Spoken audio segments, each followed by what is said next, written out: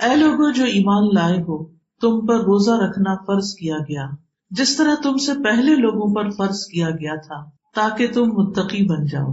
گنتی کے چند دن ہیں، پھر جو کوئی تم میں سے بیمار ہو یا سفر پر تو دوسرے دنوں سے تعداد پوری کر لے، اور جو لوگ اس کی طاقت نہ رکھتے ہوں وہ ایک مسکین کا کھانا فدیے میں دے دے، اور جو کوئی خوشی سے نیکی کرے تو وہ اس کے لیے بہتر ہے، اور یہ کہ تم روزہ رکھو تمہارے حق میں بہتر ہے اگر تم علم رکھتے ہو۔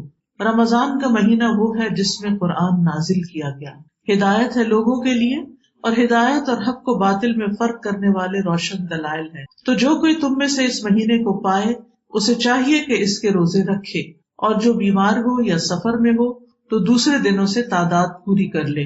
اللہ تمہارے ساتھ آسانی چاہتا ہے، وہ تمہارے ساتھ تنگی کا ارادہ نہیں رکھتا، اور تاکہ تم تعداد پوری کرو، اور تاکہ تم اللہ کی بڑائی بیان کرو اس پر کہ اس نے تمہیں ہدایت بخشی، اور تاکہ تم شکر ادا کرو۔ تو یہ ہے روزے اور رمضان سے متعلق سورۃ البقرہ کی وہ آیات جو اس وقت آپ کے سامنے تلاوت کی گئی اور ان کا ترجمہ پڑھا گیا۔ ہماری زندگیوں میں رمضان ایک خاص اہمیت رکھتا ہے۔ رمضان اللہ سبحانہ وتعالیٰ سے قریب ہونے کا مہینہ ہے۔ رمضان تقویٰ کے حاصل کرنے کا مہینہ ہے، جس کے بعد ہدایت، رحمت اور کامیابی کے دروازے کھلتے ہیں۔ رمضان قرآن کے نزول کا مہینہ ہے کہ جو ہمارے لیے ہدایت بن کر آیا۔ رمضان کی راتوں میں ایک رات ایسی ہے جو 1000 سال سے بہتر ہے، یعنی اس کی عبادت سے بہتر ہے۔ تو اس مہینے کی خیر و برکت کو پانے کے لیے نہایت ضروری ہے کہ ہم اس کا استقبال بہترین طریقے سے کریں اور اس کے لیے تیاری کریں، کیونکہ کسی بھی اہم کام کے لیے انسان پہلے تیاری کرتا ہے۔ مثلا اگر آپ کے بچے کی شادی ہے تو آپ کیا کریں گے؟ پہلے سے تیاری کریں گے۔ کب سے تیاری شروع ہو جاتی؟ 3-4 مہینے پہلے، کوئی 6 مہینے پہلے، کوئی سال پہلے۔ ہر اعتبار سے آپ میک شور کرتے ہیں کہ کسی طرح پروگرام بہت ہی اچھا، خوبصورت اور یادگار ہو۔ اسی طرح اگر آپ کا ایگزام ہو، امتحان ہو، تو پھر بھی آپ بہت پہلے تیاری شروع کر دیتے ہیں۔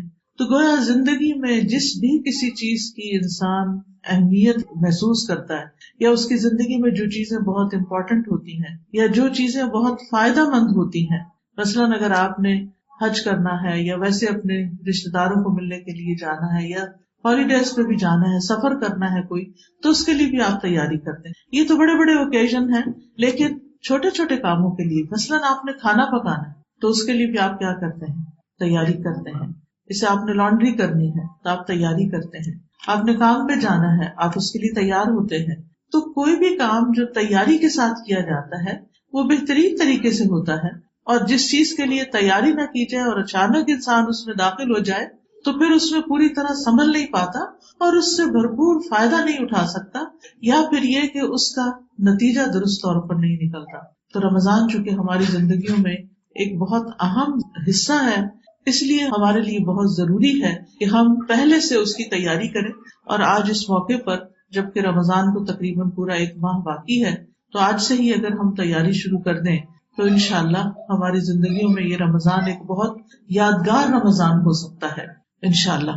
تو رمضان کی تیاری ایمان کے ساتھ کرنے کی ضرورت، یعنی رمضان سے فائدہ اٹھانے کے لیے ایمان کی تجدید کی ضرورت ہے، کیونکہ ایمان کی وجہ سے ہی روزے کا ثواب ملتا ہے، ایمان کی وجہ سے قیام کا ثواب ملتا ہے، ایمان کی وجہ سے ہی جو شب قدر ہے اس میں قیام کا ثواب ملتا ہے۔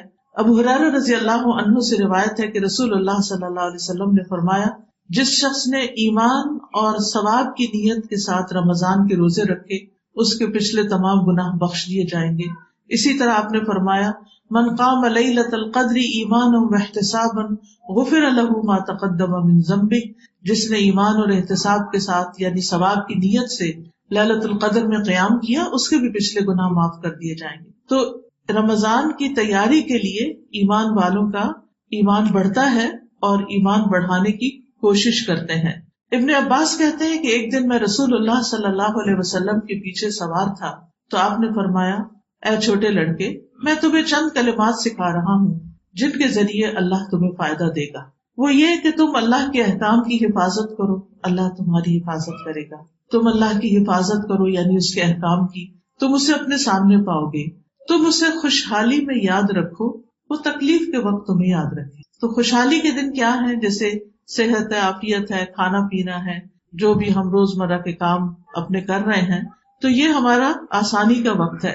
جبکہ رمضان میں کچھ مشکل ہو جاتی ہے، خاص طور پر اگر رمضان گرمیوں میں ہو، جب روزے بہت لمبے ہوں، جب بہت گھنٹے تک انسان نہ پانی پیے نہ کھانا کھائے، اور پھر جب راتیں چھوٹی ہوں اور ان کے باوجود قیام کرے.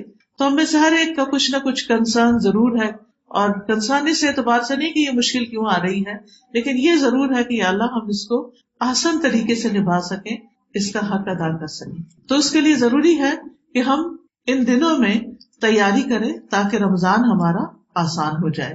اور ایمان کے رمضان میں اپنے نفس کے اندر ہمیں ایمان کی تجدید کرنی ہے، تاکہ پھر ایمان کے ساتھ روزے رکھیں گے اور صرف اللہ سبحانہ تعالیٰ ہی کے لیے، تو پھر انشاءاللہ رمضان بہترین طریقے سے گزرے گا. اگر ہم یہ نہیں کریں تو یہ نہیں ہو سکتا کہ رمضان میں اچانک ہمارے معاملات درست ہو جائیں. یعنی ایک دن پہلے تک ہم اپنی جاب، اپنے کام، اپنی دنیا میں بھاگ رہے ہیں، دوڑ رہے ہیں، اور جس دن رمضان شروع ہو تو اس دن ہم صبح سحری کے وقت اٹھ کے بیٹھ جائیں کہ کیا کھائیں کیا کریں. اس وقت سحری بند ہو رہی ہے اور اس کے لیے کوئی تیاری نہ ہو ہماری، اور کوئی نیت کی تجدید نہ ہو، تو وہ پھر روزہ بہت مشکل ہو جائے گا، اور روح کے ساتھ روزہ نہیں ہوگا، بلکہ صرف ایک بوجھ سمجھ کر اور ایک مشینی عمل جیسے ہوتا ہے کہ بس ٹھیک ہے کچھ کھا لیا، دن بھوکے گزار لیا، پھر افطار کر لیا، پھر ایک روٹین میں نماز پڑھ لی. تو نہیں، ہمیں اس کے لیے پورے شعور کی ضرورت ہے، یعنی کہ شعوری طور پر اس کو ایکسپٹ کرنے کی ضرورت ہے. تو اس کے لیے چونکہ ایمان کے ساتھ ہمیں رمضان گزارنا ہے، تو ایمان کیا ہے اس کی حقیقت پہ تھوڑا سا غور کر لیتے ہیں تاکہ پھر رمضان کی حقیقت بھی ہماری سمجھ میں آ جائے. ایمان جو ہے وہ تصدیق اور اقرار کا نام ہے کہ اللہ سبحانہ تعالیٰ نے جو کچھ ہمیں بتایا ہے اس کو ہم سچا مانتے ہیں اور اس کا ہم اقرار بھی کرتے ہیں. یعنی دل میں عقیدہ رکھنا، زبان سے اقرار کرنا اور اعضاء کے ساتھ عمل کرنا. تو ایمان کا تعلق دل سے بھی ہے، زبان سے بھی ہے اور ہمارے اعضاء سے بھی ہے. رسول اللہ صلی اللہ علیہ وسلم نے فرمایا ایمان کی 70 یا 60 سے اوپر کچھ شاخیں ہیں، اور ان میں سے سب سے افضل شاخ لا الہ الا اللہ کا اقرار ہے، اور سب سے ادنا کیا ہے؟ کسی اذیت والی چیز کو راستے سے ہٹا دینا. اور حیا بھی ایمان کی شاخ. یعنی جتنے بھی روزمرہ زندگی میں ہم کام کاج کرتے رہتے ہیں، یہ سارے الٹیمیٹلی جا کر ایمان کے ساتھ جڑ جاتے ہیں. یہ ایمان کا حصہ ہے، ایمان کی برانچز ہیں. اسی لیے ایک کتاب لکھی گئی ہے شعب الایمان، ایمان کی برانچز، ایمان کی شاخیں. یعنی ایمان ایک چیز ہے اگر، تو اس سے کیا کچھ نکلتا ہے، کتنے پھل پھول اس سے نکلتے ہیں اور کتنے فائدے حاصل ہوتے ہیں. تو اگر ہمارا ایمان درست ہو، ہمارا بیج درست ہو، تو درخت بھی درست ہوگا اور اس کی برانچز بھی ہری بھری ہوں گی، اور اس کے اوپر جو پھل پھول آئیں گے وہ بھی بہترین ہوں گے. لیکن اگر ایمان کمزور ہے، بیج ناقص ہے، تو پھر اس سے پھوٹنے والے جو درخت ہیں وہ بھی اس خوبصورتی کے ساتھ سامنے نہیں آئیں گے. تو پھر ضروری ہے کہ ہم اپنے دلوں کا بھی جائزہ لیں، اپنی گفتگو کا جائزہ لیں، اور ہم عملی طور پر دیکھیں کہ ہم کیا کر رہے ہیں. ہم دیکھتے ہیں کہ نبی صلی اللہ علیہ وسلم رمضان کی تیاری کس طرح کرتے تھے کہ شعبان کا تقریباً پورا مہینہ ہی روزے رکھے رہتے تھے تاکہ شعبان میں عادت ہو جائے اور رمضان میں پھر بہترین طریقے سے روزے رکھ سکیں. اب دیکھیں کہ ہم چونکہ رمضان میں شروع کرتے ہیں تو by the time Ramzan and ہونے لگتا ہے تو ہمارے روزے آسان ہو جاتے ہیں. اس وقت یوں لگتا ہے کہ جیسے اب روزے نہ ہی ختم ہو، رمضان نہ ہی ختم ہو. تو اس لیے اگر کسی کے قضا روزے رہتے ہیں تو وہ شعبان میں پورے کر لیں، اور کم از کم پہلی 15 دنوں کے اندر. حضرت عائشہ کہتی ہیں کہ وہ اپنے قضا روزے جو تھے وہ رمضان سے پہلے شعبان میں ہی پورے کیا کرتی. تو یہ بھی ایک عملی تیاری جو ہے وہ رمضان کی اس طریقے پر ہوتی ہے، کیونکہ ایمان کا تقاضا یہ ہے کہ ہمارے اوپر جتنے بھی فرائض عائد ہوتے ہیں وہ ہم ادا کرنے والے ہوں. اور پھر یہ ہے کہ ایمان کی جو حالت ہوتی ہے وہ ایک نہیں ہوتی، ایمان گھٹتا بھی ہے، بڑھتا بھی ہے. اور خاص طور پر قرآن کی تلاوت سے اور قرآن کے ساتھ شغف رکھنے سے ایمان بڑھتا ہے. کل کسی نے مجھ سے سوال کیا کہ آپ تو کہتی ہیں کہ میں بہت سنت کی پیروی کرتی ہوں، تو آپ شعبان میں ہی کیوں دورہ قرآن شروع کر دیتی ہیں، یعنی اس سے پہلے ہی کیوں؟ تو اس کا جواب یہی ہے کہ قرآن پڑھنے سے ایمان بڑھتا ہے. تو جب ہم رمضان سے کچھ دن پہلے قرآن پڑھنا شروع کر دیتے ہیں تو ہمارے اندر اتنا ایمان بڑھ چکا ہوتا ہے کہ جب ہم رمضان میں داخل ہوتے ہیں تو وہ داخلہ بھی آسان ہوتا ہے، اور پہلے سے ایک ٹیمپو بننا شروع ہو جاتا ہے، جس کی وجہ سے ہم پھر رمضان میں قرآن کی تراویحیں بھی انجوائے کرتے ہیں اور رمضان میں مزید قرآن پڑھنے کا شوق بھی ہمارے اندر پیدا ہو جاتا ہے. تو چونکہ قرآن پڑھنے سے دلوں میں سکینت نازل ہوتی ہے، ایمان بڑھتا ہے، اور ایک ایک سورت جو ہے اس کا اپنا ہی ایک اثر ہوتا ہے. آج کل میں 28ویں پارے کا تدبر پڑھا رہی ہوں اور میں دیکھتی ہوں کہ ہر سورت مجھے ایک نیا سبق دے جاتی ہے. حالانکہ یہ کئی دفعہ پڑھا چکی ہوں، لیکن قرآن مجید کے عجائبات کبھی بھی ختم نہیں ہوتے. اور جو ہماری زندگی گزرتی جاتی ہے، ہمارے تجربات اور مشاہدات میں اضافہ ہوتا چلا جاتا ہے. جب ہم چھوٹے ہوتے ہیں تو ہمارا علم بھی محدود ہوتا ہے اور ہماری لائف کے ایکسپیرینس جو ہوتے ہیں وہ بھی بڑے لمیٹڈ ہوتے ہیں. تو اس میں ایک خاص حد تک قرآن سمجھ آتا ہے. تو جو آپ بڑے ہوتے ہیں، آپ کی فکریں، غم، پریشانیاں، دنیا کے حالات اور یہ ساری چیزیں آپ کو گھیر لیتی ہیں اور یہ چیزیں آپ کے اوپر حاوی ہونے لگتی ہیں. تو خواہ آپ نے اپنے بچپن میں قرآن پڑھا ہی ہو یا اپنی جوانی میں پڑھا ہو، تو جو آپ کی عمر زیادہ ہوتی جاتی ہے، آپ کے تجربات اور مشاہدات وسیع ہوتے ہیں، تو قرآن کے سمجھنے کا اسکوپ بھی بڑھ جاتا ہے اور اس کو آپ اور بہتر طریقے سے اپنی زندگی سے ریلیٹ کر سکتے ہیں، اور اس طرح آپ کے ایمان میں اور اضافہ ہوتا ہے. پھر اسی طرح یہ ہے کہ ایمان کے مختلف درجے ہیں اور اس میں کمزور ایمان بھی ہوتا ہے اور قوی ایمان بھی ہوتا ہے. لیکن یہ یاد رکھیے کہ رسول اللہ صلی اللہ علیہ وسلم نے فرمایا تھا، المؤمن القوی خیر واحب الی اللہ من المؤمن الضعیف وفی کل خیر. رسول اللہ صلی اللہ علیہ وسلم نے فرمایا، طاقتور مومن کمزور مومن سے بہتر ہے اور اللہ کو زیادہ محبوب ہے اور ہر ایک میں خیر ہے. یعنی جس کے اندر بھی ایمان ہے اس کے اندر خیر ہے. اللہ تعالیٰ اس کو خیر والا ہی کہہ رہے ہیں. لیکن یہ ہے کہ جس کا ایمان جتنا زیادہ مضبوط ہوگا، جتنا قوی ہوگا، جتنا بڑھے گا، اتنا ہی زیادہ وہ اللہ کے قریب ہوگا اور اللہ تعالیٰ کا محبوب ہوگا. یہاں قوی مومن سے مراد وہ نہیں کہ جو ہر روز جم جاتا ہو اور اپنے جسمانی طاقت بڑھا رہا ہو. یہاں مراد ایمانی طاقت میں اضافہ ہے. یعنی جس کا ایمان زیادہ ہوگا وہ اللہ تعالیٰ کو زیادہ محبوب ہوگا. اور چونکہ دنیا کے کام کاج ہمیں گھیرے رکھتے ہیں تو ہماری ایمانی حالت بھی کچھ کمزور ہونے لگتی ہے اور اوپر نیچے دل ہوتا رہتا ہے، الٹ پلٹ ہوتا رہتا ہے. تو اس لیے شعبان کے مہینے میں خصوصی کوشش کرنی چاہیے کہ ہمارا ایمان ہر روز بڑھتا جائے، تاکہ جس چیز کا ہم سے کہا گیا ہے کہ جس نے ایمان کے ساتھ روزے رکھے اس کے گناہ معاف کر دیے جائیں گے. تو ہمیں اپنے ایمان میں اضافہ کرنا ہے تاکہ ہم ڈرے ہوئے نہیں، کمزوری کے ساتھ نہیں کہ ہائے کیسے روزے رکھیں گے، اور پھر روزہ رکھ کے بھی ہر ایک سے کمپلینٹ، اور جیسے ہم ہر وقت حالات حاضرہ پہ تبصرہ کرتے رہتے ہیں اور اپنی غموں اور دکھوں کی داستانیں ہر وقت ادھر ادھر بیان کرتے رہتے ہیں. تو اسی طرح پھر اگر اللہ کی طرف سے فرض کی ہوئی ایک عبادت سے ہمیں کچھ تھوڑی بہت تکلیف پہنچ رہی ہے تو اس کو ایمان کی قوت ہی کم کر سکتی ہے. یعنی جب آپ کے اندر قوت ہوتی ہے، جیسے ایک جوان انسان ہوتا ہے تو وہ کسی بھی کام کو مشکل نہیں سمجھتا. وہ کہتے ہیں یہ کہ میرے بائیں ہاتھ کا کھیل ہے، یہ تو میرے لیے بہت آسان ہے. وہ بھاگ دوڑ کے سارے کام کر لیتا ہے. لیکن ایک بوڑھا شخص یا ایک بیمار شخص، اس کو اپنے لیے پانی کا ایک گلاس اٹھانا بھی مشکل لگتا ہے. کیوں؟ کمزوری کی وجہ سے. تو جب ہمارا ایمان بڑا ہوتا ہے تو پھر ہمارے لیے عبادات کرنا کچھ مشکل نہیں ہوتا، بلکہ ہم اس کو خوب انجوائے کرتے ہیں. اور بائیں ہاتھ کا کھیل لگتا ہے، کم نیند میں بھی، کم کھا کر بھی، دنیا کے کم کام کر کے بھی ہم بہت اچھا محسوس کرتے ہیں، خوش محسوس کرتے ہیں. پھر یہ ہے کہ ایمان جو ہے وہ پرانا بھی ہوتا ہے، اور خاص طور پر 11 مہینے میں ہم پر کافی میل چڑھ چکی ہوتی ہے، جس کے لیے اللہ کا یہ کرم ہے اور فضل ہے کہ اس نے رمضان کا مہینہ رکھا کہ پھر ایک تھورو کلینزنگ ہوتی ہے. تو رسول اللہ صلی اللہ علیہ وسلم نے فرمایا، یقیناً ایمان تمہارے پیٹوں میں اس طرح پرانا ہو جاتا ہے جس طرح کپڑا پرانا ہو جاتا ہے. گھس جاتے ہیں نا کپڑے پہن پہن کے. سو تم اللہ سے سوال کیا کرو کہ وہ تمہارے دلوں میں ایمان کی تجدید کرتا رہے. تو ہم سب کو یہ دعا کرنی چاہیے کہ یا اللہ تو ہمارے ایمان کو نیا کر دے اور ہمیں رمضان سے ایسا فائدہ اٹھانے کی توفیق دے کہ ہم قوی مومن بن جائیں جو اللہ کے محبوب ہوتے ہیں. اور ویسے بھی یاد رکھیے کہ ایمان جو ہے یہ سب سے افضل عمل ہے. افضل العمل ایمان باللہ. افضل عمل کیا ہے؟ اللہ پر ایمان لانا. اور ایمان صرف اللہ کے پسندیدہ لوگوں کو ہی نصیب ہوتا ہے. رسول اللہ صلی اللہ علیہ وسلم نے فرمایا، یقیناً اللہ نے تمہارے درمیان اخلاق کو اسی طرح تقسیم کیا ہے جیسے تمہارا رزق تقسیم کیا. کسی کا رزق کم ہے، کسی کا رزق زیادہ ہے. اور اللہ جسے پسند کرتا ہے اسے بھی دنیا دیتا ہے اور جسے ناپسند کرتا ہے اسے بھی دنیا دیتا ہے. لیکن ایمان صرف اس کو عطا کرتا ہے جس کو وہ پسند کرتا ہے. لہٰذا ایمان کی قوت اسی کو نصیب ہوگی جو اللہ کا پسندیدہ ہوگا. اور پھر اللہ کا پسندیدہ بننے کے لیے انسان کو اللہ کی پسند کے کام بھی کرنے چاہیے اور اللہ تعالیٰ کی نافرمانی سے بچنا چاہیے. قرآن مجید میں سورۃ الحجرات میں آتا ہے وَلَٰكِنَّ اللَّهَ حَبَّبَ إِلَيْكُمُ الْإِيمَانَ وَزَيَّنَهُ فِي قُلُوبِكُمْ، لیکن اللہ نے تمہارے لیے ایمان کو محبوب بنا دیا اور اسے تمہارے دلوں میں مزین کر دیا، اور اس نے کفر اور گناہ اور نافرمانی کو تمہارے لیے ناپسندیدہ بنا دیا.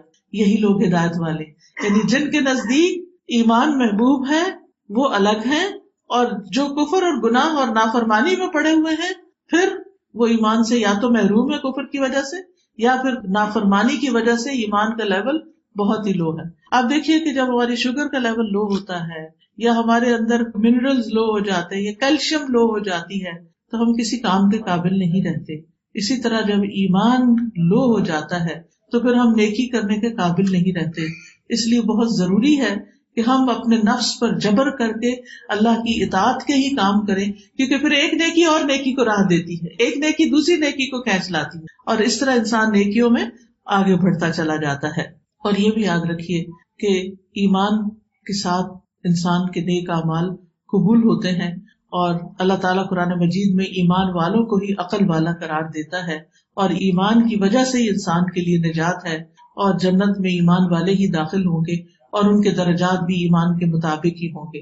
تو ایمان سے جو فائدے حاصل ہوتے ہیں انسان کو، نمبر 1 ہدایت حاصل ہوتی ہے، نمبر 2 روشنی ملتی ہے، یعنی غموں سے نجات. غم جو ہے وہ اندھیرا ہوتے ہیں، اور جو ایمان بڑھتا ہے، ایمان کی قوت زیادہ ہوتی ہے تو انسان کے اندر ایک نور پیدا ہونے لگتا ہے، اور اس نور کی روشنی میں انسان دنیا کے معاملات کو دیکھتا ہے، مختلف واقعات کی توجیح کرتا ہے. اب دیکھیں کہ جب کوئی چیز پیش آتی ہے یا کسی کی کوئی اسٹیٹمنٹ ہم سنتے ہیں، کوئی بات سنتے ہیں، تو ہم اس کو اینالائز کرتے ہیں، تو اپنے دل میں سوچتے ہیں کہ یہ بات کیوں کسی نے کہی، کیا ہوا. بعض اوقات صحیح سمجھتے ہیں اور بعض اوقات اس کو صحیح طور پر نہیں سمجھتے. تو مومن جو ہے ایمان کی وجہ سے اللہ تعالیٰ اس کی رہنمائی کرتا ہے، اور وہ آخرت کے اعتبار سے، آخرت کے پرسپیکٹو میں وہ مختلف حالات اور واقعات کی توجیہ کرتا ہے. پھر اسی طرح دنیا کی زندگی بھی خوشگوار ہوتی. یاد رکھیے دنیا کی زندگی صرف مال اور اولاد کی کثرت کی وجہ سے خوشحال نہیں ہوتی. اگر ایسا ہوتا تو دنیا میں جو سب سے زیادہ امیر لوگ ہیں، یا جس کے پاس بہت سارا لباس ہے اور بہت بڑا گھر ہے اور بہت اس کے کامیاب بچے ہیں، وہ سب سے زیادہ خوشحال ہوتا. لیکن پرسنلی میں ایسے لوگوں کو جانتی ہوں جن کے پاس سب کچھ ہے لیکن خوشی نام کی چیز نہیں ہے، غموں سے گھرے ہوئے ہیں. کوئی مالی پریشانی نہیں، اولاد کی طرف سے کوئی پریشانی نہیں، جاب کی کوئی پریشانی نہیں، ہر چیز کی وافر مقدار ہے. دنیا میں سے انسان جس کو ہم نے اپنی کامیابی کا معیار بنایا ہوتا ہے، لیکن اس کے باوجود دل بیزار ہے، دل بے رونق ہے، دلوں میں گھٹن ہے، دلوں میں پریشانی ہے، کسی چیز کو انجوائے نہیں کر پا رہے، کسی چیز سے خوشی حاصل نہیں ہو رہی.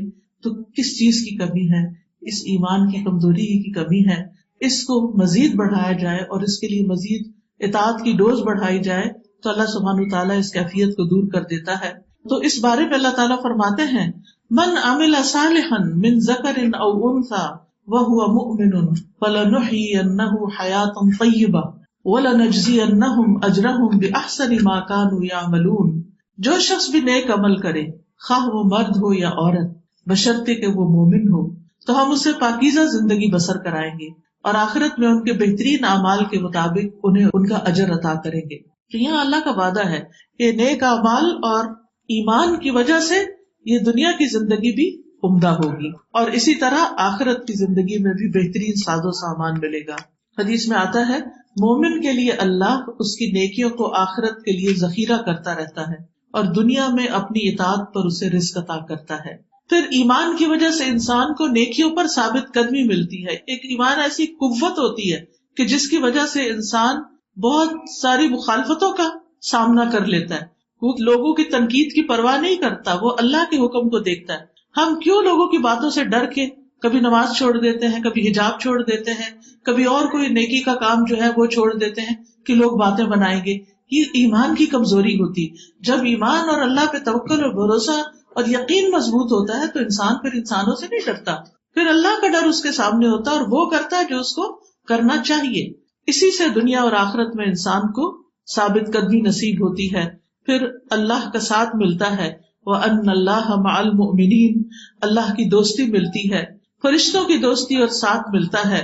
قرآن مجید میں آتا ہے ان الذین قالوا ربنا اللہ ثم استقاموا تتنزل علیہم الملائکۃ الا تخافوا ولا تحزنوا وابشروا بالجنۃ التي كنتم توعدون نحن اولیاؤکم فی الحیاۃ الدنیا وفی الآخرہ ولکم فیہا ما تشتہی انفسکم ولکم فیہا ما تدعون نزلا من غفور الرحیم. جن لوگوں نے کہا اللہ ہمارا رب ہے پھر اس پر ڈٹ گئے، یعنی اللہ ہی رب ہے، اللہ ہی کی بات ماننی ہے، ان پر فرشتے نازل ہوتے ہیں. یعنی اللہ تعالیٰ فرشتوں کے ذریعے ان کو ڈھارس بندھاتا ہے، ان کی مدد کرتا ہے. اور فرشتے ان سے کہتے ہیں نہ ڈرو، نہ غم کھاؤ، اور اس جنت کی خوشی مناؤ جس کا تم سے وعدہ کیا جاتا ہے، ہم دنیا کی زندگی میں تمہارے دوست ہیں. یعنی پھر انسان کو جب یہ ایک تسلی ہوتی ہے کہ اگر لوگ چھوڑ بھی گئے تو اللہ کے فرشتے ہیں ہمارے دوست، تو پھر انسان کے اندر ایک یقین کی کیفیت پیدا ہوتی ہے اور انسان اللہ کو راضی کرنے کے لیے دوڑتا ہے. ہم دنیا میں بھی تمہارے دوست ہیں، آخرت میں بھی دوست. پھر قبر میں جب منکر نکیر آئیں گے تو انسان ڈرے گا نہیں، کیونکہ وہ دوست کی شکل میں آئیں گی. پھر اسی طرح حشر کے دن جب اٹھے گا انسان اور انتہائی وحشت کا دن ہوگا. کہتے ہیں کہ 3 مواقع انسان کے لیے بڑی وحشت کے ہوتے ہیں. ایک جب وہ ماں کے پیٹ سے دنیا میں باہر آتا ہے تو آپ نے دیکھا ہوگا کہ بچے ایک دم روتے ہیں، وہ ان کے لیے ایک بالکل نیا ایکسپیرینس ہوتا ہے. وہ ایک قید میں تھے، وہ آزاد ہوئے، وہ ان کے لیے ایک بہت اوور ویلمنگ ایکسپیرینس ہے. اگرچہ بچے کو اتنا پتہ نہیں ہوتا لیکن بہرحال وہ باہر آ کر سیکیور ماں کی گود میں ہی محسوس کرتا ہے. پھر دوسرا مرحلہ جب اس دنیا کی آزادی کو چھوڑ کر انسان قبر کے منہ میں جاتا ہے، پھر وہ ایک تنگ اور بند جگہ پر چلا جاتا ہے. اور تیسرا مرحلہ جب وہاں سے اٹھے گا اور حشر کے میدان میں کھڑا ہوگا، اور وہ اس کے لیے ایک وحشت کا دن ہوگا. اور اسی لیے عیسیٰ علیہ السلام نے کہا تھا والسلام علیہ یوم ولدت و یوم اموت و یوم ابعث حیا، کہ مجھ پر سلامتی جس دن میں پیدا ہوا، جس دن میں فوت ہوں گا، اور جس دن میں دوبارہ اٹھایا جاؤں. تو یہ سلامتی کے وقت کس کے لیے ہے؟ اس کے لیے جس کے اندر ایمان ہوتا ہے، عمل صالح ہوتا ہے. تو فرشتے دلاسا دینے والے اور ہمدردی کرنے والے ہوں گے کہ غم نہیں کرو، خوف نہیں کھاؤ، ہم تمہارے ساتھ ہیں، اب تمہیں جنت میں وہ سب کچھ ملے گا جو تم مانگو گے، تمہارا جی چاہے گا. یہ بخشش فرمانے والے رب کی طرف سے مہمانی ہوگی، یعنی رب میزبان ہوگا اور تم اس کے مہمان ہوگے. سوچئے پھر وہ مہمانی کس قسم کی مہمانی ہوگی، اور یہ ایمان کے ساتھ ہی نصیب ہوگا. پھر اسی طرح اللہ کے نبیوں کی دوستی ہوگی، پھر نبی صلی اللہ علیہ وسلم کا ساتھ ملے گا، دنیا اور آخرت میں خوشخبریاں ہوگی، اللہ کا فضل ہوگا. واللہ ذو فضل علی المؤمنین، دنیا میں بھی عزت ملے گی، بندوں کی محبت ملے گی. ان الذین آمنوا وعملوا الصالحات سیجعل لهم الرحمن ودا، یقیناً جو لوگ ایمان لائے اور اچھے عمل کرتے ہیں اللہ ان کے لیے لوگوں کے دلوں میں ضرور محبت پیدا کر دے گا. غموں سے نجات ملے گی، ایمان کی بدولت مصائب سے نجات ملے گی، شیاطین سے حفاظت ملتی ہے ایمان کی بدولت. انہ لیس لہ سلطان علی الذین آمنوا وعلی ربہم یتوکلون، اس شیطان کا ان لوگوں پر کوئی بس نہیں چلتا جو ایمان لائے اور اپنے رب پر بھروسہ کرتے ہیں. پھر دنیا اور آخرت میں اللہ کی مدد ملے گی. وَكَانَ حَقًّا عَلَيْنَا نَصْرُ الْمُؤْمِنِينَ، ایمان والوں کو اللہ کافی ہو جاتا ہے. ایمان کی بدولت قرآن سے شفا اور رحمت ملتی ہے. وَنُنَزِّلُ مِنَ الْقُرْآنِ مَا هُوَ شِفَاءٌ وَرَحْمَةٌ لِّلْمُؤْمِنِينَ وَلَا يَزِيدُ الظَّالِمِينَ إِلَّا خَسَارًا، ہم قرآن میں جو کچھ نازل کرتے ہیں وہ مومنوں کے لیے تو شفا اور رحمت ہے، یعنی قرآن سے ہیلنگ ہوتی ہے مومنوں کی، مگر ظالموں کے خسارے میں ہی اضافہ ہوتا ہے. تو ایمان کی بدولت ہی انسان کو کامیابی نصیب ہوتی ہے. قد افلح المؤمنون الذین هم فی صلاتهم خاشعون، یقیناً وہ مومن کامیاب ہو گئے جو اپنی نمازوں میں خشوع و خضوع اختیار کرتے ہیں. تو یاد رکھیے کہ ایمان اور عمل صالح کا آپس میں بہترین جوڑ ہے. ایمان عمل کو دعوت دیتا ہے اور عمل جو ہے اس سے ایمان بڑھتا ہے. یہ لازم و ملزوم ہوتے ہیں، اور آخرت میں بھی امن ہوگا اور کبھی نہ ختم ہونے والا اجر ہوگا. اس لیے بہت ضروری ہے کہ ہم اپنی ایمان کو بڑھانے کی فکر کریں. تو سب سے پہلی چیز یہ ہے کہ ہم اپنے ایمان کا جائزہ لیں کہ ہم کہاں پر ہیں. ابو درداء کہتے ہیں کہ آدمی کی سمجھداری یہ ہے کہ وہ اپنے ایمان کا جائزہ لیتا رہے، اس کو جانچتا رہے کہ اس کا ایمان بڑھ رہا ہے یا گھٹ رہا ہے. اب یہ کیسے پتا چلے گا کہ بڑھ رہا ہے یا گھٹ رہا ہے؟ اگر آپ کا نیکیوں میں شوق بڑھ رہا ہے، نیک کام کرنے کو دل چاہ رہا ہے، تو سمجھے ایمان بڑھ رہا ہے. اور اگر نیکیوں سے بیزاری ہو رہی ہے تو ایمان نیچے آ رہا ہے. تو اس کو بڑھانے کی فکر کریں. بڑھایا کیسے جائے؟ اچھی محفلوں میں، نیک دوستوں کی صحبت میں. معاذ رضی اللہ عنہ ایک دفعہ ایک صحابی سے کہتے ہیں کہ آؤ ہمارے پاس بیٹھو ایک گھڑی تاکہ ہم ایمان لے آئیں. تو وہ جو تھے وہ پریشان ہوئے کہ یہ کیا کہہ رہے ہیں. اور حضرت معاذ جو تھے وہ اپنی دعاؤں میں کہتے تھے اللہم زدنی ایمانا و یقینا و فقہا، اے اللہ مجھے زیادہ کر دے ایمان میں، یقین میں اور فقہ میں، دین کی سمجھ میں. تو انہوں نے جب یہ بات کہی رسول اللہ صلی اللہ علیہ وسلم سے کہ مجھ سے یہ کہا گیا ہے، تو انہوں نے کہا کہ اس کا مطلب یہ ہے کہ مل بیٹھ کر اللہ کو یاد کرے.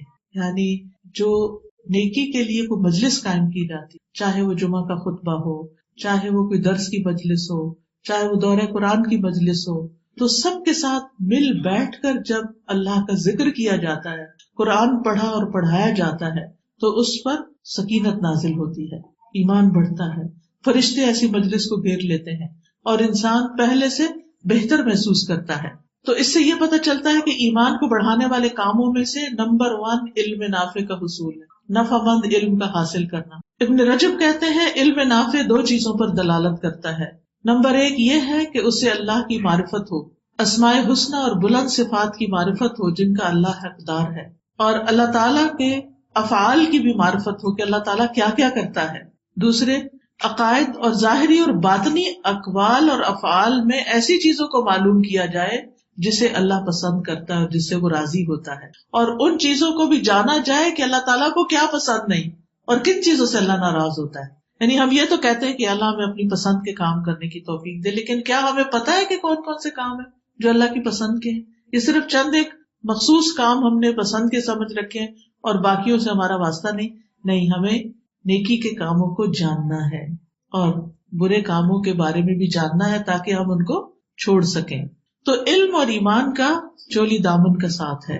علم کی بدولت اللہ کی خشیت ملتی ہے. انما یخشی اللہ من عبادہ العلماء. قرآن کا علم خاص طور پر حاصل کرنے سے ایمان بڑھتا ہے. جندب بن عبداللہ کہتے ہیں ہم نے ایمان سیکھا پھر ہم نے قرآن سیکھا جس سے ہمارے ایمان میں اضافہ ہوا. یعنی اللہ کو جانا، پھر اللہ کی کتاب پڑھی تو اللہ پر ایمان اور بڑھ گیا. تو یہی ایک طریقہ ہے کہ اللہ کی کتاب کو سمجھ کر پڑھا جائے، کیونکہ ہم میں سے بہت سے لوگ سمجھتے ہیں کہ صرف تلاوت کر لینا کافی ہے. اسی لیے رمضان میں آپ دیکھیے کہ بہت سارے لوگوں کا ٹرینڈ یہ ہوتا ہے کہ میں 1 ناظرہ ختم کر لوں، 2 کر لوں، 3 کر لوں، 5 کر لوں. تو آپ دیکھیے کہ اللہ تعالیٰ نے اہل کتاب کے بارے میں کتنی سخت بات فرمائی تھی. مثل الذین حملوا التوراۃ ثم لم يحملوها کمثل الحمار يحمل اسفارا. ان لوگوں کی مثال جنہیں تورات اٹھوائی گئی تھی پھر انہوں نے اس کو نہیں اٹھایا. اس کا یہ مطلب نہیں کہ وہ کہیں رکھی ہوئی تھی اور انہوں نے اس کو نہیں اٹھایا. اس کا مطلب ہے کہ انہوں نے اس کو سمجھا نہیں. ان کی مثال دی گئی کہ جیسے گدھا ہوتا ہے تو گدھے کو نہیں پتا ہوتا اس کے اوپر کیا لدا ہوا، اس کی قیمت کیا، اس کے اندر کیا، وہ صرف اس کو اپنے اوپر بوجھ اٹھائے ہوئے. تو یہ ایسے لوگوں کی مثال دی گئی ہے کہ جو علم کا بوجھ اٹھائے ہوئے ہوں صرف لفظی طور پر، معنی کا نہ پتا ہو، ان کو سمجھ نہ ہو. تو وہ شخص جو پورا قرآن بھی حفظ کر لیتا ہے وہ اپنے اوپر ایک بوجھ تو اٹھا لیتا ہے لیکن کچھ نہیں سمجھتا کہ اس کے اندر کیا، کچھ نہیں جانتا کہ یہ قرآن کہتا کیا. وہ دن رات پڑھتا ہے لیکن اس کو کوئی سمجھ نہیں کہ یہ قرآن کیا کہتا ہے. تو یہ بھی اسی میں آتا ہے کہ ایک بوجھ اٹھا لیا. تو اسی لیے علماء کہتے ہیں کہ اگر کوئی شخص قرآن کا حافظ بھی ہو لیکن اس کو سمجھتا نہ ہو، اس پر عمل نہ کرتا ہو، اس کے تقاضے پورے نہ کرتا ہو، تو وہ حامل قرآن نہیں ہو سکتا. حامل قرآن وہ ہے کہ جو قرآن کو سمجھتا ہے اور اس پر عمل کرتا ہے، خواہ وہ اس کا حافظ نہ بھی ہو. تو اہل القرآن اللہ کے جو خاص بندے ہیں وہ ہیں جو قرآن کو سمجھنے کا حق ادا کرتے ہیں. ٹھیک ہے اس کی تلاوت بھی باعث برکت ہے لیکن صرف تلاوت پر اکتفا نہ کیجیے، اس کو سمجھ کر پڑھیے، اس کے تقاضے جانیے. قرآن مجید میں آتا ہے انما المؤمنون الذین اذا ذکر اللہ وجلت قلوبہم واذا تلیت علیہم آیاتہ زادتہم ایمانا وعلی ربہم یتوکلون. سچے مومن تو وہ ہیں جب ان کے سامنے اللہ کا ذکر کیا جائے تو ان کے دل کانپ اٹھتے ہیں، اور جب اللہ کی آیات انہیں سنائی جائیں تو ان کا ایمان بڑھ جاتا ہے. تو یہ کب بڑھتا ہے؟ جب انسان ان کو سمجھتا ہے کہ کہا کیا گیا ہے، کس چیز کا ذکر کیا گیا ہے. ابن مسعود کہتے ہیں جس میں یہ 3 باتیں پائی جاتی ہوں اللہ اس کے دل کو ایمان سے بھر دیتا ہے. نمبر 1 عالم کی صحبت، نمبر 2 قرآن کی تلاوت، نمبر 3 روزہ رکھنا. تو یہ تینوں چیزیں آپ رمضان میں کر سکتے ہیں کہ آپ علم کی مجلس اختیار کریں، قرآن کو سمجھ کر پڑھیں اور ساتھ روزے سے ہوں، تو آپ دیکھیں گے کہ آپ پہلے سے بہت بہتر محسوس کریں گے۔ پھر اسی طرح قرآن میں غور و فکر، اور آپ دیکھیے کہ رمضان کے مہینے کی خاص خصوصیت کیا بتائی گئی جن آیات کی ابھی آپ نے تلاوت سنی، کہ شہر رمضان الذی انزل فیہ القرآن، رمضان وہ مہینہ ہے جس میں قرآن اتارا گیا۔ تو رمضان اور قرآن چولی دامن کے ساتھ ہے۔ رمضان میں جس طرح قرآن سمجھ آتا ہے وہ عام مہینوں میں اس طرح غور و فکر نہیں ہو پاتا۔ اللہ نے اس مہینے کو چنا تھا اس کو نازل کرنے کے لیے اور لوگوں کی ہدایت کے لیے، تو اس لیے بہت ضروری ہے کہ خاص طور پر اس مہینے میں اس کو سمجھ کر پڑھا جائے۔ ابن قیم کہتے ہیں ایک آیت غور و فکر سے پڑھ لینا پورے قرآن کو بغیر غور و فکر سے پڑھنے سے بہتر ہے اور دل کے لیے زیادہ مفید ہے اور ایمان کے حصول اور قرآن کی لذت کے ذوق کو حاصل کرنے کا باعث ہے۔ انہوں نے یہ بھی کہا قرآن کا تدبر، اس پر لمبا غور و فکر کرنا، اس کی آیات کے معنی پر اپنی فکر کو جمع کر لینا، اس سے بڑھ کر کوئی چیز انسان کے لیے دنیا اور آخرت کے فائدے اور نجات سے قریب کرنے والی نہیں۔ دنیا کے بھی بے شمار فائدے ہیں اس میں کہ انسان کو زندگی کے مختلف جھمیلے جو ہوتے ہیں، جو مختلف مسائل پیش آتے ہیں، لوگوں کے ساتھ جو ڈیلنگ ہوتی ہے، جو ریلیشن شپ کی پرابلمز ہوتی ہیں، وہ ساری کی ساری اس سے حل ہوتی ہیں۔ انسان کو بہترین رہنمائی دیتا ہے یہ قرآن۔ تو قرآن سے بڑھ کر کوئی ایسی چیز نہیں کہ جس سے انسان اللہ کی طرف رجوع کر سکے اور اللہ سے قریب ہو سکے اور اللہ کی محبت کو پا سکے۔ اسی طرح کائنات کی نشانیوں پر غور و فکر کرنا یہ بھی ایمان کو بڑھاتا ہے۔ یعنی انسان کی حیرت گم ہو جاتی ہے جب انسان کسی درخت پر لگے پھل کو دیکھتا ہے کہ کتنی چھوٹی سی جگہ کے ساتھ وہ کنیکٹڈ ہوتا ہے بڑا سا پھل۔ اگر آپ نے کبھی کسی اورنج کو یا کسی ایپل کو لٹکتے ہوئے دیکھا ہو، ایپل کی ڈنڈی ساتھ ہی کبھی کبھی آ جاتی ہے نا جب آپ فارم سے لیتے ہیں، تو آپ دیکھیے کہ کتنے چھوٹی سی جگہ نے اس اتنے بڑے پھل کو اپنے ساتھ تھام کے رکھا ہوا ہوتا ہے، اور کس طرح پوری غذا اس کے ذریعے اس کو پہنچ رہی ہوتی ہے، جو جڑوں سے لیتا ہے یا اوپر سے لیتا ہے۔ تو ایک ایک نشانی قابل غور ہوتی ہے، انسان اس کا ٹیکسچر دیکھ کے، اس کی خوشبو، اس کا ذائقہ، اس کا رنگ، اس کی شکل، یہ سب کچھ دیکھ کے حیران ہو جاتا ہے۔ اور پھر خاص طور پر یہاں پر آپ دیکھیں کہ کینیڈا میں کتنا ویزیبل ہوتے ہیں سارے سیزنز، ونٹر بھی، سمر بھی، پھر اسپرنگ بھی اور پھر فال بھی، کس طرح سارے پتے چلے جاتے ہیں اور پھر کس طرح اسپرنگ میں دوبارہ نکلنا شروع ہو جاتے ہیں۔ بیچ کا پیریڈ جو ہوتا ہے بالکل ہر چیز خالی ہو جاتی ہے، تو اس سے پتہ چلتا ہے نا کوئی ہے جو یہ کر رہا ہے، خود بخود تھوڑی ہو رہا ہے۔ اور وہی زمین ہے، وہی آسمان ہے، وہی درخت ہے، وہی سب کچھ ہے۔ ایک موسم بدلا اور درختوں کی شکل بدل گئی۔ ابھی بھی آپ پانی دیں ان کو، کیا مجال جو پتے لائیں، کیا مجال جو پھل پھول لائیں۔ تو کوئی اور طاقت ہے نا جو اس کو کنٹرول کر رہی ہے۔ آتے ہوئے میں آسمان کو دیکھ رہی تھی، right to left, east to west, پورے کا پورا آسمان بادلوں سے ڈھکا ہوا تھا۔ میں سوچ رہی تھی کتنا پانی ہوگا اوپر، کتنا، یعنی کوئی جگہ آسمان کی دکھائی نہیں دے رہی، یہ سارے بادلوں سے ڈھکے اور بادل پانی سے بھرے ہوتے ہیں۔ یہ اللہ ہی ہے جو اس کو تھام کے رکھے ہوئے۔ اگر یہ پانی سیدھا پور ہو جائے ہمارے اوپر تو ہم تو یہاں کھڑے ہونے کے قابل نہ ہو۔ کس نے تھاما ہوا ہے، کس نے روکا ہوا ہے؟ اور کس طرح بادل آتے ہیں اور چلے جاتے ہیں اور برستے ہیں، کبھی بارش برستی ہے، کبھی کچھ بھی نہیں برستا، کبھی برف برستی ہے، کبھی ہوائیں چلتی ہیں۔ کون سی طاقت ہے دنیا میں جو اسے کنٹرول کرتی ہے؟ کون بتائیے؟ اس پلانٹ پر کون ہے جو ہمارے اوپر کے ایٹماسفیئر کو کنٹرول کیے ہوئے؟ یہ اللہ ہی ہے۔ تو کائنات کی نشانیوں میں چھوٹی نشانیاں ہوں یا بڑی ہوں، ان میں غور و فکر کرنے سے ایمان بڑھتا ہے، اللہ پر یقین بڑھتا ہے، اور جتنا جتنا اس کی پھر پریزنس کا احساس ہوتا ہے اتنا ہی اس سے پھر انسان کا دل چاہتا ہے باتیں کرے، اس کو اپنے غم دکھ سنائے، اس سے دعائیں کرے، اس کی عبادت کرے، اس سے محبت کرے، اس کے آگے جھک جائے اور پھر اس سے ڈرے بھی۔ عبادت تین چیزوں سے مل کے بنتی ہے، اللہ کی محبت، اللہ کا خوف اور اللہ سے امید۔ اور ایمان جو ہے محبت اور خوف دو کے بیچ میں ہوتا ہے، نہ محبت اتنی کہ چوڑ ہو جائے انسان اور نہ خوف اتنا کہ مایوس ہو جائے، بلکہ بیچ میں رہے اور امید سے رہے۔ اور جب انسان کے اندر اللہ کی محبت آتی ہے، خوف آتا ہے، تو پھر انسان کا جھکنے کو دل چاہتا ہے۔ یاد رکھیے غور و فکر جو ہے ایمان کی روشنی ہے، ایمان کا نور ہے، اور یہ نشانیاں جو ہیں اللہ تعالیٰ کے اطاعت کرنے والے بندے یا غور و فکر کرنے والے بندے ہی دیکھ پاتے ہیں۔ پھر ایمان کو بڑھانے کے لیے نیک کام، اچھے اچھے کاموں کی ضرورت ہے۔ تو شعبان میں ہی ایک لسٹ بنا لیجئے کہ رمضان کے آنے سے پہلے پہلے کیا کیا کام کرنے ہیں۔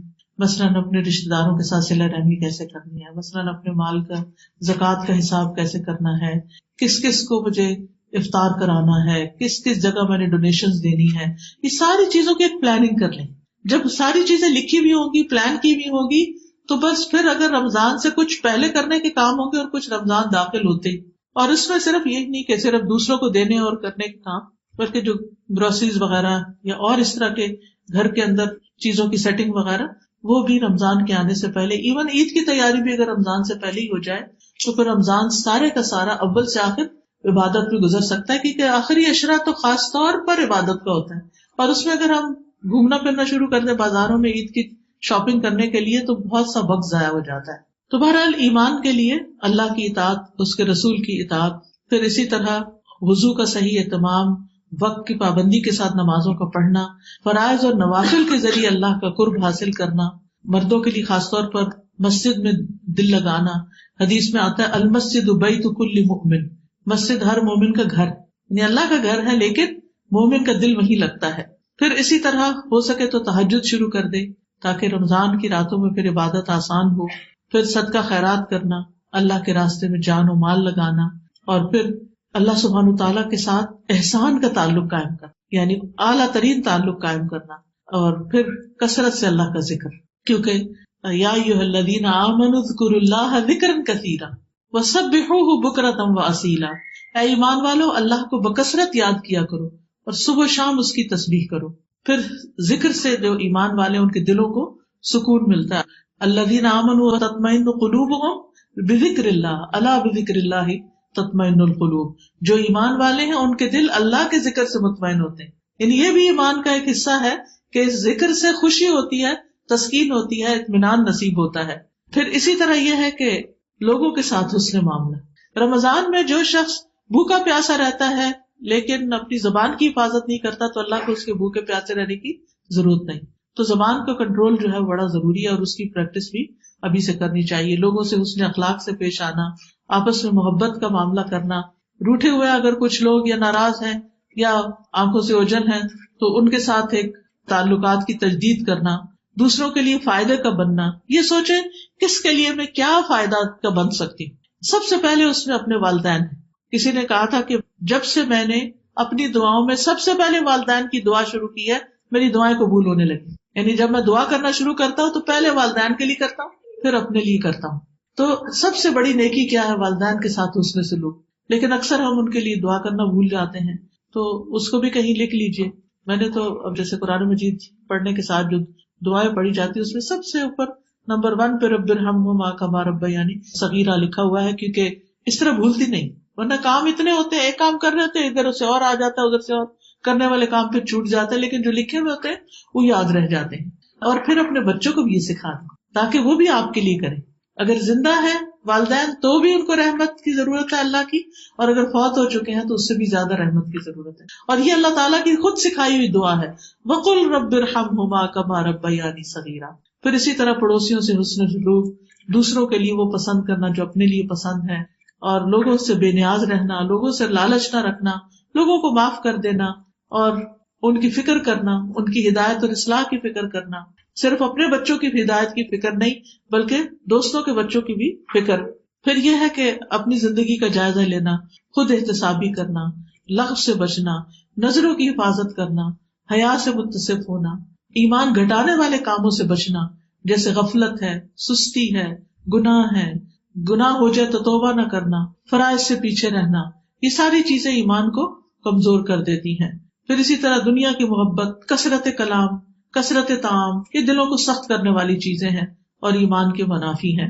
پھر اسی طرح رشتہ داروں سے ناراضگیاں لمبی پال لینا، ان کو معاف نہ کرنا، لوگوں کو رعایت نہ دینا، یہ چیزیں ایسی ہیں کہ جو انسان کا دل سخت کرتی ہیں. تو ہمیں اپنے ایمان کو بڑھانے کے لیے دعا بھی کرنی، علم نافع حاصل کرنا ہے، قرآن سے تعلق بڑھانا ہے، صدقہ خیرات کرنا ہے، اپنے ریلیشن شپس کا جائزہ لینا ہے، خود اپنا سیلف انالیسس کرنا ہے، اور اللہ کا محبوب بن جانے کی دعا کرنا ہے تاکہ ہم رمضان سے بھرپور فائدہ اٹھائیں. کیونکہ رمضان رحمتوں کا مہینہ، برکتوں کا مہینہ ہے، منتھ آف مرسی ہے، اور اللہ تعالیٰ کی رحمتیں اور برکتیں اس مہینے میں نازل ہوتی ہیں. اور اگر انسان اپنے لیے پلاننگ کر لے اور اس میں خاص طور پر اگر کوئی 5 چیزیں آپ متعین کر لیں جو آپ اس رمضان میں کریں گے، اور 5 چیزیں وہ کہ جو آپ اس رمضان میں چھوڑیں گے، تو انشاءاللہ آپ دیکھیں گے کہ آپ کر پائیں گے. اور اس کے لیے اپنی ٹائم مینجمنٹ کریں کہ کون سا کام میں نے کس وقت کرنا ہے. اور انشاءاللہ جب آپ اپنے وقت کے ٹائم ٹیبل رمضان کا بنا لیں گے تو پھر آپ بہت کچھ کر سکیں گے. اپنے ٹائم ویسٹرز کے اوپر نظر رکھنا ہے کہ کون کون سی چیزیں جو ہیں آپ کا وقت ضائع کر رہی ہیں. کچھ صورتیں یا پارے ایسے متعین کر سکتے ہیں جن کو حفظ کر سکتے ہیں یا غور و فکر کر سکتے ہیں ان میں، یا ان کا ترجمہ یاد کر سکتے ہیں. بلکہ میں تو چاہوں گی کہ اگر آپ لفظی ترجمے والے سپاروں سے تلاوت روز کی کریں تو اس سے کیا ہوگا کہ جہاں جہاں کوئی لفظ سمجھ نہیں آتا، خصوصاً جو لوگ قرآن پڑھ چکے ہیں، تو وہ ان کی ریویژن بھی ہو جائے گی ترجمے کی، کہ لفظ جو بھول گئے ہیں وہ یاد آ جائیں. تو رمضان میں ہمیں اپنی نمازوں کی، یعنی جو ہم نے ٹارگٹ سیٹ کرنے ہیں ان میں یہ کہ میں نے رمضان کی ساری نمازیں اول وقت انشاءاللہ تعالی اور خشوع و خضوع کے ساتھ پڑھنی ہے، اور اس میں اللہ کا قرب محسوس کرنا ہے. روزانہ 12 سنتیں پڑھنے کا اہتمام کرنا ہے، کیونکہ بہت سارے لوگ سنتیں چھوڑ دیتے ہیں، صرف فرض پڑھنے پر اکتفا کرتے ہیں. رسول اللہ صلی اللہ علیہ وسلم نے فرمایا جو شخص ہمیشہ 12 رکعت پڑھے، یعنی کبھی کبھار، من صابر علی اثنتي عشر رکعۃ، اللہ اس کے لیے جنت میں گھر بنائے گا. ظہر سے قبل 4، ظہر کے بعد 2، مغرب کے بعد 2، عشاء کے بعد 2، فجر سے پہلے 2. پھر چاشت کی نماز کا اہتمام، صلاۃ الضحیٰ یا صلاۃ الاوابین کا. پھر قیام اللیل کی عادت، تھکاوٹ کے باوجود رات کو قیام کرنا، اور خصوصاً آخری عشرے میں گھر والوں کو بھی جگانا، اور اس کی بھی پہلے سے پلاننگ، اگر چھٹی لینی ہے یا کچھ اور کاموں کو ڈیلیگیٹ ادھر ادھر کرنا ہے تاکہ آپ عبادت کے لیے وقت نکال سکیں. اسی طرح صدقہ کرنے کے لیے آپ ٹارگٹ سیٹ کر لیں کہ رمضان میں اگر روز صدقہ کرنا ہے، کیونکہ حضرت عمر نے کہا کہ مجھے بتایا گیا کہ اعمال آپس میں فخر کرتے، صدقہ کہتا ہے میں تم سب سے افضل ہوں.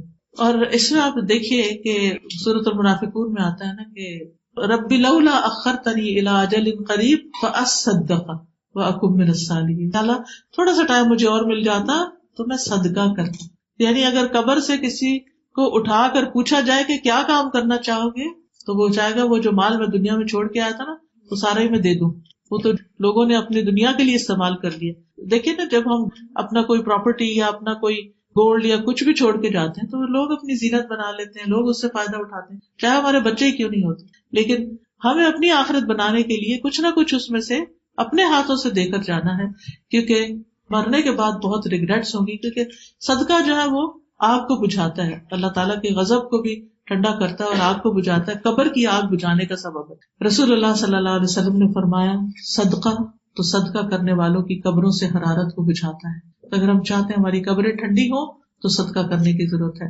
حدیث میں آتا ہے آپ صلی اللہ علیہ وسلم کعب بن عجرہ سے فرما رہے تھے، اے کعب، صدقہ گناہوں کو اس طرح مٹاتا ہے جیسے پانی آگ کو مٹاتا ہے. یعنی پانی سے جیسے آگ بجھتی ہے اس طرح صدقہ گناہوں کو بجھا دیتا ہے، اور عرش کا سایہ نصیب ہوتا ہے، جنت میں لے جانے کا باعث ہے.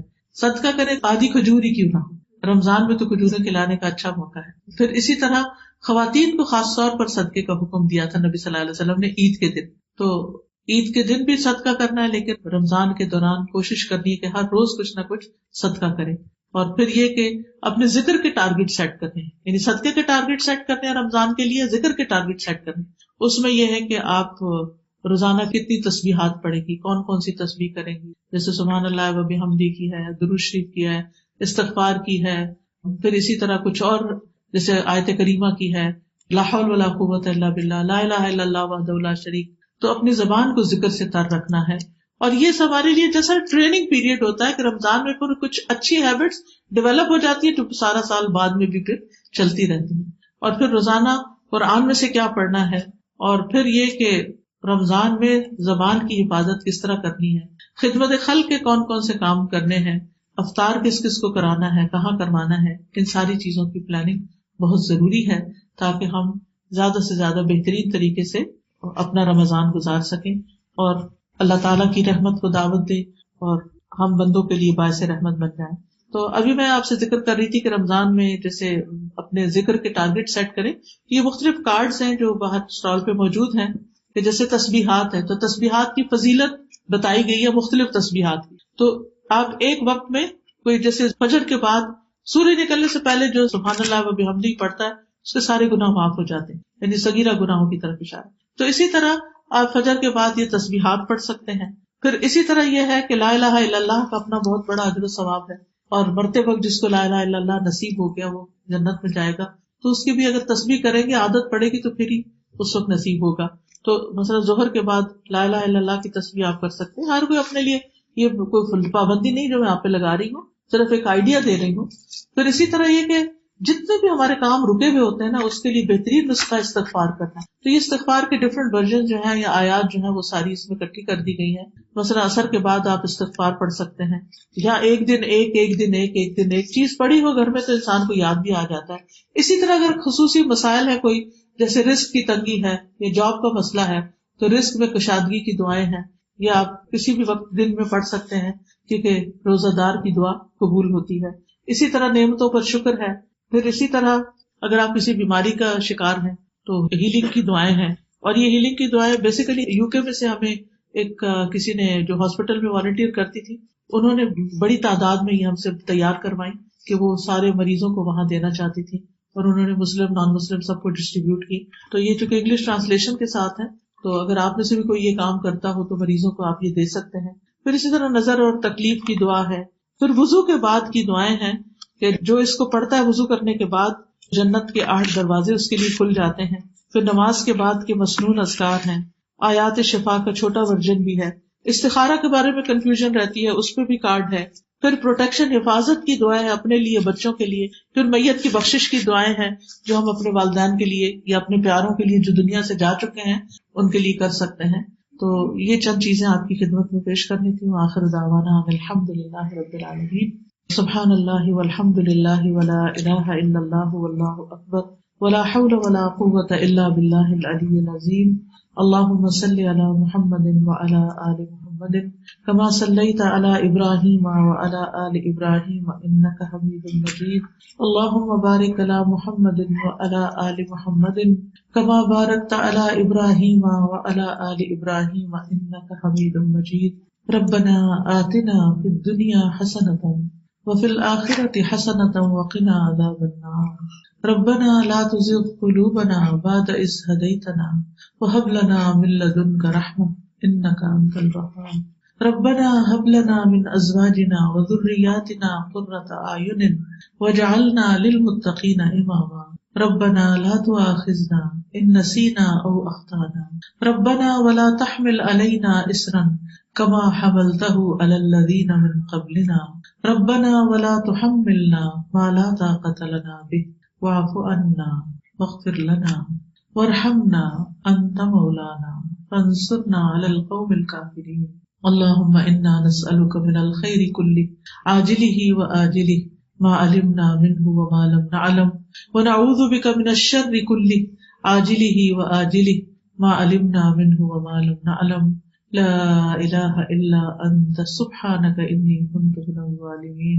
یا رب العالمین، جو کچھ ہم نے پڑھا ہے سیکھا ہے یا اللہ اسے قبول کر لے اور ہمیں اس پر عمل کی توفیق عطا فرما.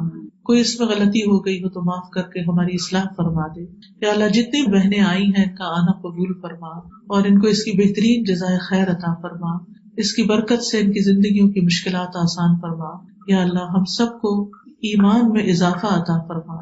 یا اللہ ہمارے ایمان، یقین، فقہ میں اضافہ کر دے. یا اللہ تو ہمارے علم نافع میں اضافہ فرما دے. اللہ ہمارا یہ رمضان پچھلے تمام رمضانوں سے بہت اچھا گزرے. ہمارے لیے روزے رکھنا، قیام کرنا، نیکی کے کام کرنا آسان فرما دے. یا رب العالمین اس جگہ پر بھی اپنی خیر و برکت نازل فرما. جو لوگ یہاں کا انتظام کرتے ہیں یا اللہ ان کو بھی اپنی رحمتوں سے ڈھانک لے اور انہیں اس کی بہترین جزائے خیر عطا فرما. یا رب العالمین جو جہاں جہاں دین کا کام کر رہا ہے، لوگوں کی خدمت کا کام کر رہا ہے، اللہ تعالیٰ ان سب کی مدد فرما اور ان کے رستے آسان فرما دے. یا اللہ ہمیں صراط مستقیم کی ہدایت عطا فرما اور ہمارا انجام اچھا کر دے. رب ارحمہما کما ربیانی صغیرا. رب ارحمہما کما ربیانی صغیرا. رب ارحمہما کما ربیانی صغیرا.